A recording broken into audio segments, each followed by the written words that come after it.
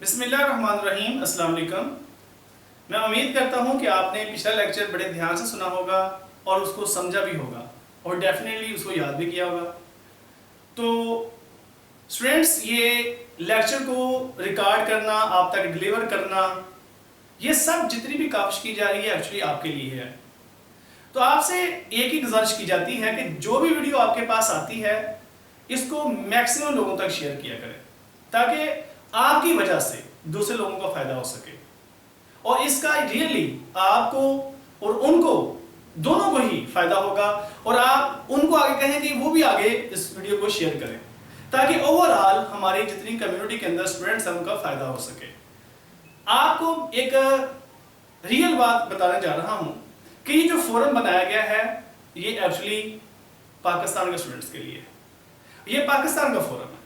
तो इस फोरम को आगे आपने प्रमोट करना है, ये आपकी जिम्मेदारी है। मैं अपनी जिम्मेदारी पूरी कर रहा हूं, आपने अपनी जिम्मेदारी पूरी करनी। तो आपके ऊपर दो जिम्मेदारी है, इसको आगे प्रमोट भी करें और इस लेक्चर को, जो आपको लेक्चर सुनते हैं, इसको बड़ी ही ध्यानदारी के साथ याद भी किया करें। आप क्वेश्चन पूछ सकते हैं, जो आपके क्वेश्चन आपके माइंड में रेस होते हैं, मुझे व्हाट्सएप नंबर पे आप क्वेश्चन पूछा करें, मैं इंशाल्लाह आप लोगों को उसका रिस्पॉन्स दूंगा। Thank you very much. तो आइए हम लेक्चर की तरफ मूव करते हैं। आपको पता है कि हमने एक टॉपिक शुरू किया हुआ है लेवल्स ऑफ बायोलॉजिकल ऑर्गेनाइजेशन। हम इस टॉपिक के अंदर सिंपल लेवल से कॉम्प्लेक्स लेवल की तरफ मूव कर रहे हैं। हमने सबसे पहले सब एटॉमिक लेवल को शुरू किया था, वहां से एटम को, फिर हमने मॉलिक्यूल को जिक्र किया, मॉलिक्यूल मिलते हैं फिर ऑर्गेनेलिस, ऑर्गेनेलिस से फिर सेल, सेल से फिर शाबाश टिश्यू बनती हैं और टिश्यू से ऑर्गन और ऑर्गन से ऑर्गन सिस्टम। जब ऑर्गन सिस्टम मिलता है तो क्या बनता है? Very good, individual. और इंडिविजुअल से भी पॉपुलेशन और पॉपुलेशन से बनता है क्या? कम्युनिटी। नहीं, आज का लेवल क्या है वो भी कम्युनिटी ही है। तो आइए देखते हैं कि कम्युनिटी क्या है और इसके कौन कौन से कैरेक्टरिस्टिक्स है। हमने यहां पे एक बात आपको मैं वाज़ह करते चला जाऊं कि हम वर्डिंग को सिंप्लीफाई करते जा रहे हैं। हम सिंपल वर्ड को इस्तेमाल करते हुए इन लेवल को भी सिंप्लीफाई करते जा रहे हैं। हमने पढ़ा था कि सेवरल इंडिविजुअल मिलते हैं तो पॉपुलेशन बनती है। हम वैसा ही जैसे उस लेवल को स्टडी किया था उसी पैमाने पे, उसी क्राइटेरिया पे इसको भी डिफाइन करेंगे। तो देखते हैं कम्युनिटी क्या है।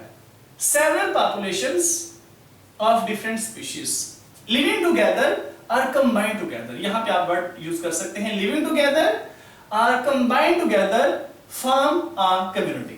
यानी कि आप कह सकते हैं कि ये एक्चुअली डिफरेंट पॉपुलेशंस का कलेक्शन है, डिफरेंट पॉपुलेशंस का मजमुआ, डिफरेंट स्पीशीज का मजमुआ, तो ये कम्युनिटी बनती है। तो कम्युनिटी के अंदर डिफरेंट पॉपुलेशंस आ रही हैं।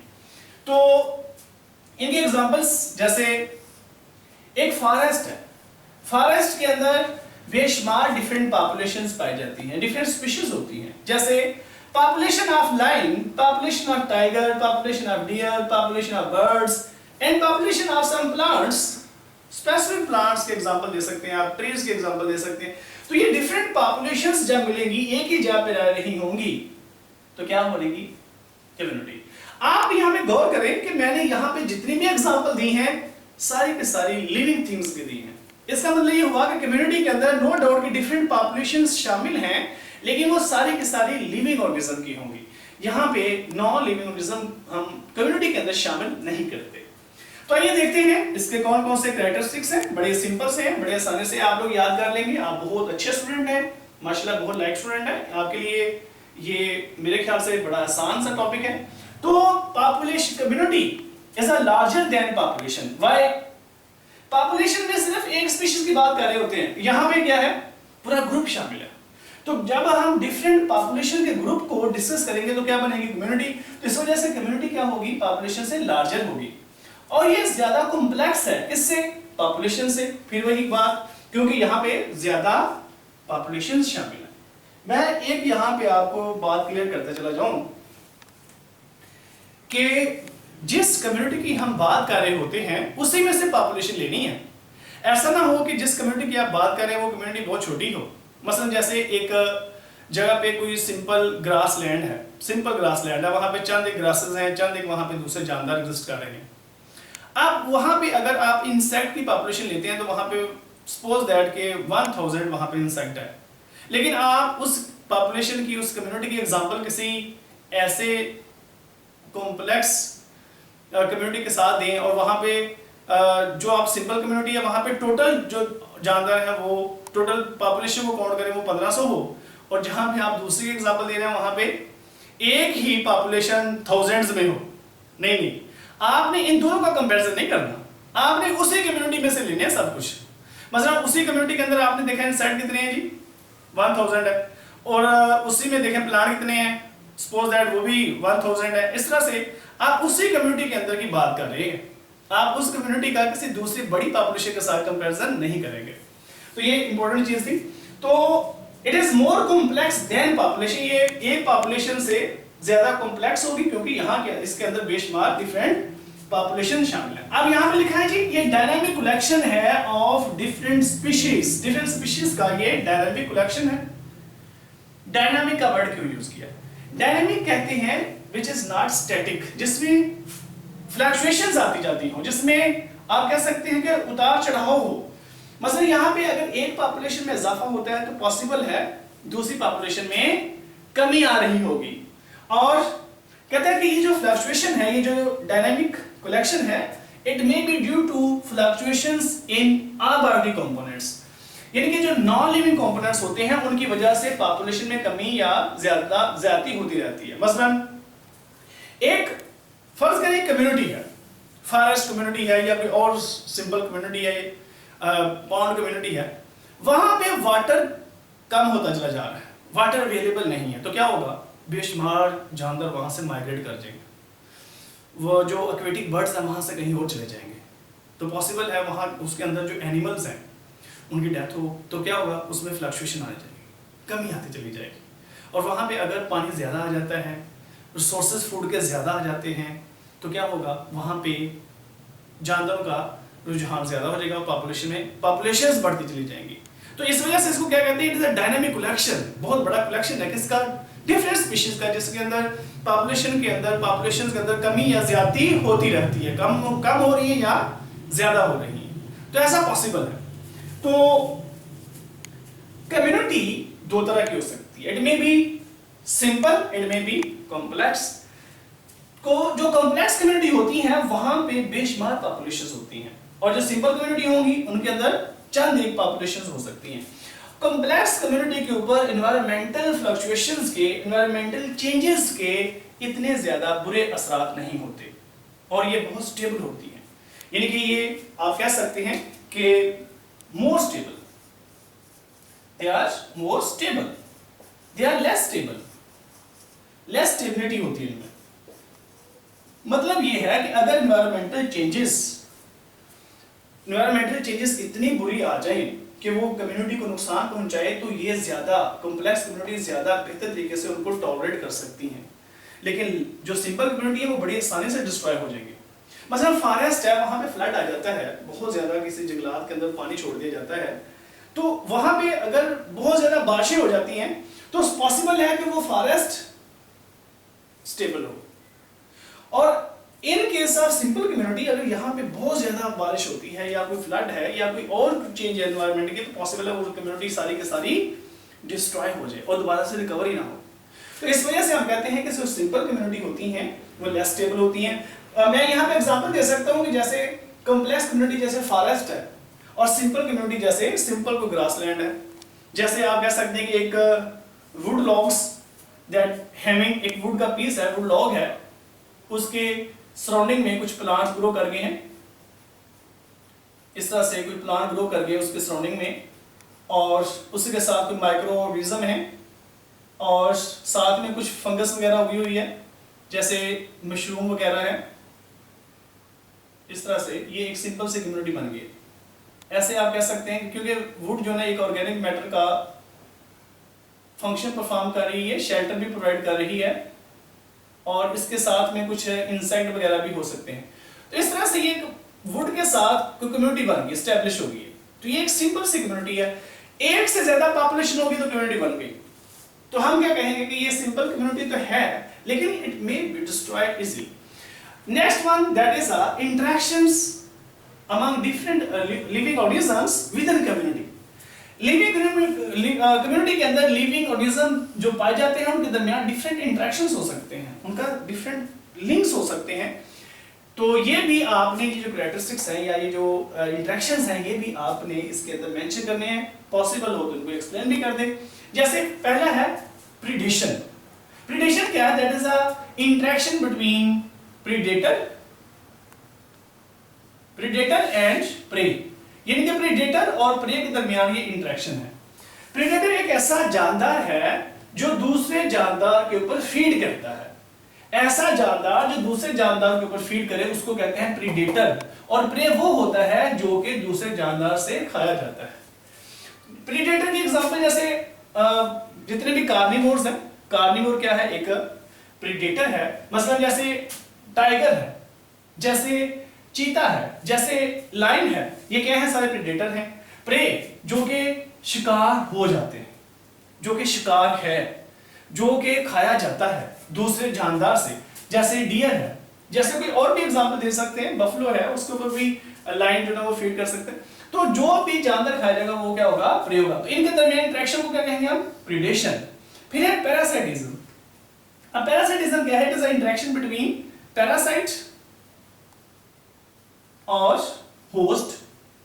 पैरासाइट ऐसा जानदार है जो दूसरे किसी जानदार की बॉडी सरफेस पे या बॉडी के अंदर पाया जा रहा हो, उसको कहते हैं हम पैरासाइट। ये बॉडी के ऊपर है तो एक्टोपैरासाइट, बॉडी के अंदर है तो एंडोपैरासाइट। जब होस्ट क्या होता है? जबकि होस्ट ऐसा जानदार है जिसकी बॉडी के ऊपर या जिसकी बॉडी के अंदर पैरासाइट पाया जाए, तो इन दोनों को इंटरेक्शन को क्या कहेंगे हम? पैरासाइटिज्म। मसलन जैसे पैरासाइट ह्यूमन की बॉडी के ऊपर पाए जाने वाला, जैसे लाइस है, एक पैरासाइट है। बॉडी के अंदर पाए जाने वाले जैसे टेवर्म है, जैसे हुकवर्म है, जैसे पिलवर्म है, ये सारे के सारे पैरासाइट हैं और होस्ट ह्यूमन की बॉडी होगी। तो इन दोनों के इंटरेक्शन को क्या कहेंगे हम? पैरासाइटिज्म। ये इंटरेक्शन बेशुमार जानदारों में पाया जाता है, फॉरेस्ट में पाए जाने वाले एनिमल के अंदर भी इंटरेक्शन पाया जाता है। तो ये बेशुमार जानदारों के दरमियान ये जो ना ये इंटरेक्शन पाया जाता है, जो कम्युनिटी का एक हिस्सा है। The next one that is commensalism. It is interaction between two organisms in which one gets benefit, other neither get benefit nor harm. इसमें एक को फायदा मिलता है, दूसरे को नुकसान होता है, जिसको क्या कहते हैं हम? commensalism. जैसे एक बॉडी है शार्क की। शार्क एक एनिमल है, एक मैरीन वाटर में पाए जाने वाला एनिमल है, शार्क फिश है। इसकी बॉडी के ऊपर अटैच होते हैं कुछ सकल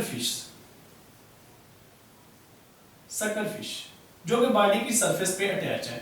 इसके अलावा जैसे रेमोरास है, रेमोरास एक फिश है जो कि छोटे छोटे फूड के पार्टिकल पर फीड करती है। जब शार्क किसी फूड पे फीड करती है तो उसके जो स्क्रैप्स होते हैं, छोटे पार्ट्स होते हैं, उसके ऊपर रेमोरास फीड करती है।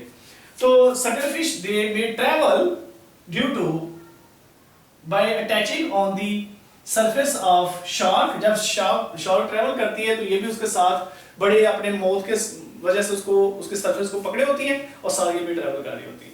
तो इस तरह से एक को फायदा मिल रहा है, दूसरे को ना फायदा है ना नुकसान है। इस वजह से इसको इस इंटरेक्शन को हम क्या नाम देंगे? बोले commensalism. Next one that is mutualism. ये एक ऐसा इंटरेक्शन है जिसमें दोनों जानदारों को फायदा होता है। क्या नुकसान? नहीं, दोनों को फायदा होता है। तो it is a interaction between two organisms in which both gets benefit from each other. बेशुमार एग्जांपल है इसकी, जैसे लाइकन्स है। लाइकन का नाम तो सुना होगा। ऐसा इंटरेक्शन जिसमें फंजाई और एल्गी दोनों इकट्ठे पाए जा रहे हों, जैसे माइक्रोहाइजिंग है जिसमें फंजाई और प्लांट्स की रूट्स इकट्ठी पाई जा रही। तो बेशुमार जानदारों के अंदर ये इंटरेक्शन पाया जाता है जिसमें दोनों को फायदा मिल रहा है। इस तरह से कंपटीशन है, that is a struggle between two or more organisms. दो या दो से ज्यादा जानवरों के दरमियान स्ट्रगल, किसके लिए struggle? For resources, for shelter. तो दो या दो से ज्यादा जानवरों के लिए, दो या दो से ज्यादा जानवरों के दरमियान स्ट्रगल, किस यानी कि कोशिश उसकी मेहनत उनकी किस काम के लिए? सिमिलर रिसोर्सेज के लिए, या शेल्टर के लिए या किसी और चीज के लिए उनके दरमियान में जो एक स्ट्रगल पाई जा रही है अचीव करने के लिए, उसको कहते हैं कंपटीशन। तो students, these are the different interaction that are present among different organisms with in community. तो ये कम्युनिटी के अंदर पाए जाने वाले डिफरेंट इंटरेक्शंस हैं, आपने इनको एक्सप्लेन भी करना है। तो next level that is a ecosystem. आइए देखते हैं इकोसिस्टम क्या है। इकोसिस्टम बजाते खुद भी एक शॉर्ट क्वेश्चन है। इकोसिस्टम और बायोस्फीयर दोनों दो अलग अलग शॉर्ट क्वेश्चंस हैं, लेकिन पॉसिबल है कि ये आपको ओवरऑल लॉन्ग क्वेश्चन के तौर पे भी आ जाए। Explain community to biosphere levels of biological organisation. तो ये देखते हैं हम इकोसिस्टम क्या है। तो ये थोड़ा सा जो पिछली डेफिनेशन उससे थोड़ा सा डिफरेंट है। इकोसिस्टम हम कहते हैं it is a combination of biotic and abiotic components. ये combination of biotic and abiotic components. याद रखिएगा बायोटिक कंपोनेंट्स क्या है? Living components of environment. Living components यानी कि ये वो कंपोनेंट्स हैं जिसमें सिर्फ और सिर्फ जानदार चीजें शामिल हैं। लिविंग कंपोनेंट्स यानी कि डिफरेंट पॉपुलेशंस, यही कह रहे हैं, बेशुमार जानदार जो किसी एक ही एरिया के अंदर पाए जा रहे हो। Biotic components of that ecosystem. तो लिविंग कंपोनेंट्स और अबायोटिक कंपोनेंट कौन से हुए? Non living components. तो इसका मतलब ये हुआ कि हम इकोसिस्टम के अंदर दो चीजें स्टडी करते हैं। कौन कौन सी? लिविंग भी और नॉन लिविंग भी। जब तक वो लिविंग थे, वो कम्युनिटी थी, जैसे ही उसका इंटरेक्शन हमने नॉन लिविंग के साथ करना शुरू किया तो क्या बन गया? इकोसिस्टम। आप ये भी कह सकते हैं कि ऐसा area where community interacts with where community क्या है? What is community? Different population का combination. An area where community interacts with abiotic components. ऐसा एरिया जहां पे कम्युनिटी का इंटरेक्शन उनके एबायोटिक कंपोनेंट से हो रहा हो तो डेफिनेटली उसको हम इकोसिस्टम कहेंगे।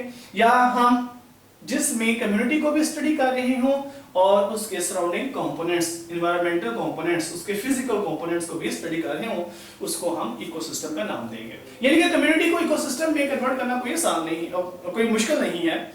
कैसे मुश्किल नहीं है? क्योंकि जब हम कम्युनिटी की बात कर रहे हैं तो सिर्फ और सिर्फ लिविंग कंपोनेंट्स की बात कर रहे हैं। आप उसी के साथ सिंपल आप जस्ट उसमें क्या करें, आप उसमें जस्ट नॉन लिविंग कंपोनेंट को भी शामिल कर लें तो क्या होगा?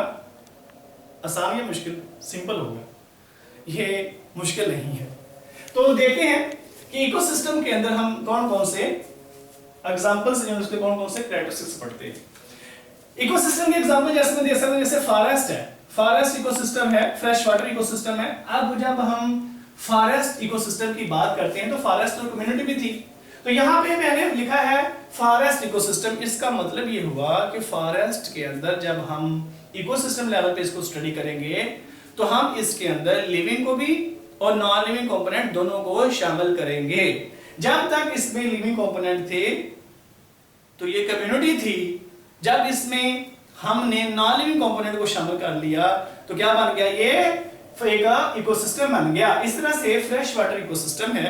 फ्रेश वाटर के अंदर सिर्फ और सिर्फ अगर जानदारों का मुताला किया जाएगा तो वो कम्युनिटी है, फ्रेश वाटर कम्युनिटी। लेकिन अगर आप उसमें नॉन लिविंग कंपोनेंट को भी शामिल कर लेंगे तो क्या बनेगा? इकोसिस्टम। इसके कैरेक्टरिस्टिक्स देखिएगा। Ecosystem is larger and more complex than community. ये कम्युनिटी की निस्बत क्या होगा? ज्यादा बड़ा होगा, ज्यादा कॉम्प्लेक्स होगा, उससे ज्यादा पेचीदा है। क्यों पेचीदा है? क्योंकि इसके अंदर हमने कम्युनिटी के साथ साथ लिविंग ऑर्गेनिज्म के साथ साथ एबायोटिक कंपोनेंट को भी कवर किया है। So here both living and non living components are included. Next one, both biotic and abiotic components fluctuate. यानी कि इकोसिस्टम के अंदर सिर्फ और सिर्फ जस्ट लिविंग कंपोनेंट्स के अंदर चेंजेस नहीं आ रही होती, इसके अंदर हम जो अबायोटिक कंपोनेंट्स होते हैं उनके अंदर भी चेंजेस को लेकर आते हैं, उनको भी हम स्टडी कर रहे होते हैं। तो इस तरह से ओवरऑल दोनों को मिलाकर हम लिविंग और नॉन लिविंग को मिलाकर क्या बनाएंगे? Ecosystem. The next one that is biosphere level. आइए देखते हैं कि बायोस्फीयर क्या है। बायो का मतलब क्या है? लाइफ। स्फीयर कहते हैं सर्कल को। सर्कल मतलब आप कह सकते हैं कि एक ये जमीन के इर्द गिर्द एक बारीक सी लेयर है जिसके अंदर जानदार पाए जाते हैं। तो इसके एग्जांपल मैंने जैसे लिखी है कि zone of life around earth. इसके कैरेक्टर्स बड़े सिंपल से हैं कि ये लार्जर एंड कॉम्प्लेक्स है देन पिछला जो इकोसिस्टम था, extended from 8 to 10 kilometre above and below sea level. यानी कि इसकी जो अगर थिकनेस देखें जमीन के इर्द गिर्द, तो ये जमीन के लेवल से या जो सी लेवल है उससे कितना 8 to 10 किलोमीटर अबव और 8 to 10 किलोमीटर बिलो है। इसकी यानी कि आप कह सकते हैं कि इसकी जो एक्सटेंड रेंज है, इसकी जो स्प्रेड रेंज है, तो ये कितनी है, ये 8 से 10 kilometre above and below sea level. इधर देखिएगा जरा स्टूडेंट्स, मैंने ये आपके लिए अंडरस्टैंडिंग के लिए एक डायग्राम स्केच की है ताकि आपको आसानी से समझ आ जाए कि किस तरह से आपने इनको लेके चलना है। आप भी कोशिश करना कि ये डायग्राम स्केच करें। जैसे यहां जी एक इंडिविजुअल है, सिंगल प्लांट स्केच किया गया है। ये प्लांट, जब इस तरह के प्लांट बेशुमार मिलेंगे तो क्या बनेंगी, बोले पॉपुलेशन। ये एक तरह के जानदारों की, इनके एक तरह के प्लांट की एक आप कह सकते हैं कि पॉपुलेशन है इसमें, क्योंकि एक तरह के ज्यादा शामिल है। अब इसी पॉपुलेशन को हम कम्युनिटी में शामिल करते हैं। कैसे? अब यहाँ पे सिर्फ वो प्लांट्स भी शामिल है, साथ में दूसरे प्लांट छोटे भी शामिल है। यहाँ पे आप कुछ एनिमल भी ऐड कर सकते हैं, माइक्रोब ऐड कर सकते हैं। जब आप माइक्रोब वगैरह ऐड करेंगे और दूसरी पॉपुलेशन बीच में लेकर आएंगे तो ये क्या बनेगी, एक कम्युनिटी। फिर इसी को हम इकोसिस्टम में कन्वर्ट कर सकते हैं। मसलन आप ये आपके सामने एक पॉपुलेशन थी, कम्युनिटी थी। अब इसी कम्युनिटी के अंदर आप अगर वाटर को, सॉइल को, ये सनलाइट को और रेन वगैरह को, इनके को भी आप स्टडी करेंगे, यानी कि इसके जो नॉन लिविंग कंपोनेंट्स हैं उनको भी स्टडी करेंगे, तो ये क्या बन जाएगी, ये एक इकोसिस्टम बनेगा। क्यों? क्योंकि हमने क्या किया है, इसके अंदर बेशुमार दूसरे जो नॉन लिविंग कंपोनेंट है उनको भी शामिल कर लिया है। तो ये है स्टूडेंट्स आज का लेक्चर।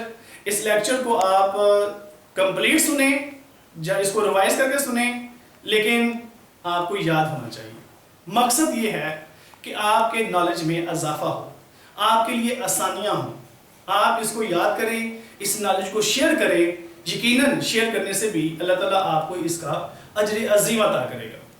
तो मेरे ख्याल से आप लोग बहुत अच्छे स्टूडेंट हैं, 100% आप लोग अच्छे स्टूडेंट हैं। आप पाकिस्तानी स्टूडेंट हैं, आप खुद गर्ज नहीं हो सकते। आप इस वीडियो को मैक्सिमम लोगों तक शेयर करें, कंप्लीट वीडियो को सुना करें। अल्लाह ताला आप लोगों का हामी नासर। बहुत शुक्रिया, अपना ख्याल रखिएगा। अल्लाह हाफिज़।